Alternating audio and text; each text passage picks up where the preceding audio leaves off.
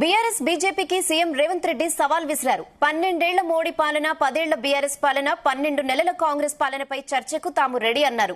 BJP నుంచి కిషన్ రెడ్డి, బండి సంజయ్ ఎవరొస్తారో రండి, BRS నుంచి కేసీఆర్ వస్తారో, కేటీఆర్ వస్తారో రండి, చర్చకు సిద్ధంగా ఉన్నానని తెలిపారు.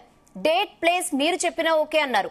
కొందరు కడుపులో కత్తులు పెట్టుకుని కుట్రలు చేస్తున్నారు, అలాంటి వారికి మీరు ప్రజలు గుణపాఠం చెప్పాలన్నారు సీఎం రేవంత్ రెడ్డి. చిత్తశుద్ధి ఉంటే మీరు రాండి.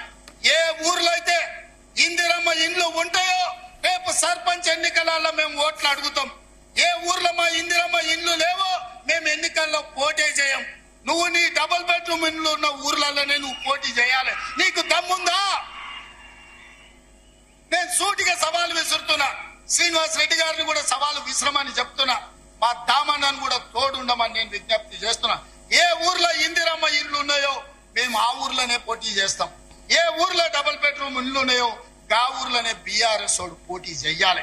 దానికి సిద్ధమైతే మా సవాల్ని స్వీకరించి మాట్లాడు. నువ్వేం చేసినావు, మేమేం చేసినావు ప్రజలకు అర్థమైతుంది.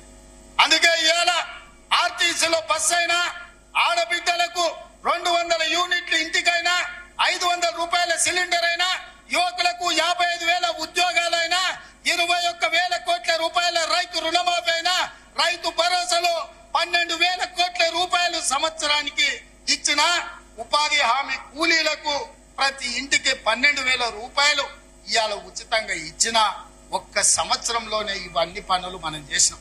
ఇవే కాదు, ఇవాళ బీసీలు, తెలుగులో డాక్టర్లు, లాయర్లు, ఇంజనీర్లుగా ఈ చదువుకున్నారు. ఐఏఎస్లు, ఐపీఎస్లుగా వాళ్ళు రాణిస్తున్నారు.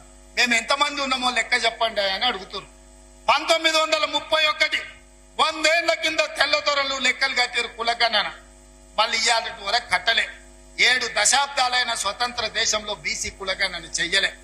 ఇవాళ తెలంగాణ రాష్ట్రం దేశంలోనే మొదటిసారిగా బలహీన వర్గాలకు సంబంధించిన ప్రతి కులానికి సంబంధించిన లెక్క తీసి కులగణన చేసి దేశానికి ఆదర్శంగా నిలబడ్డది. 100 ఏళ్ల నుంచి జరగని పని ఇవాళ తెలంగాణ రాష్ట్రంలో చేసినాం. నేను అందుకే